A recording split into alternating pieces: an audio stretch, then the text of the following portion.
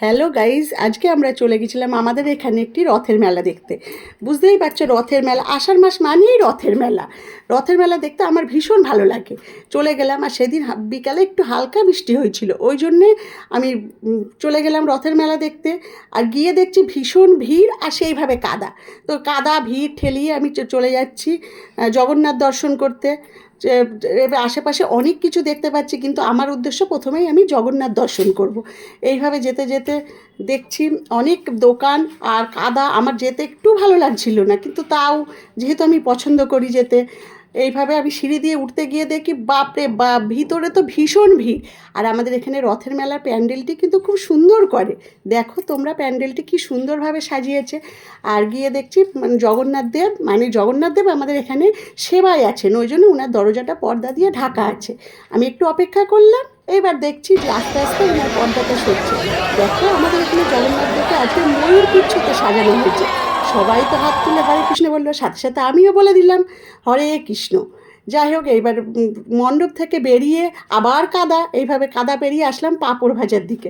আমার পাঁপড় ভাজা মেলায় খেতে খুবই ভালো লাগে, আর রথের মেলা মানে পাঁপড় ভাজা তো অবশ্যই। তারপরে চলে গেলাম মোমোতে। আর মেলা মানে রথের মেলা মানে আমাদের এখানে ভিতরটায় পুরোই ভেজ থাকে, ওই জন্য এক প্লেট আমি ভেজ মোমো নিয়ে নিলাম। এবার ভেজ মোমো খাচ্ছি, আর চারিপাশে দেখছি কত লোক আর মেলা আর বেলুন। আমার বেলুন দেখতে ভালো লাগে, কিন্তু কিনতে ভালো লাগে না, কারণ কিনলেই তো ফেটে যাবে, এইভাবে আমি কিনি না।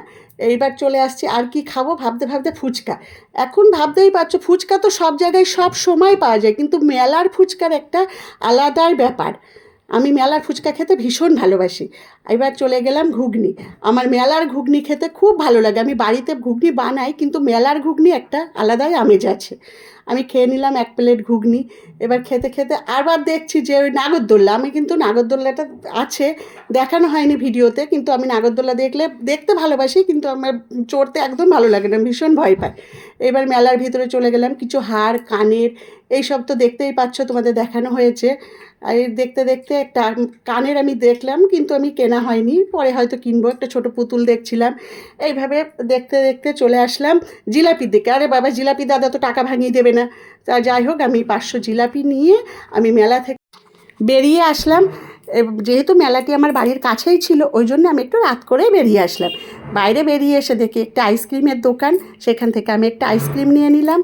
এই আইসক্রিমটা খেতে আমার বেশ ভালো লাগে, বেশ ভালোইভাবেই দিয়েছে আইসক্রিমটা। যাই হোক, আইসক্রিমটা খেতে খেতে আমি বাড়ি চলে আসলাম। আমার মেলার ভিডিওটা আমি এখানেই শেষ করছি।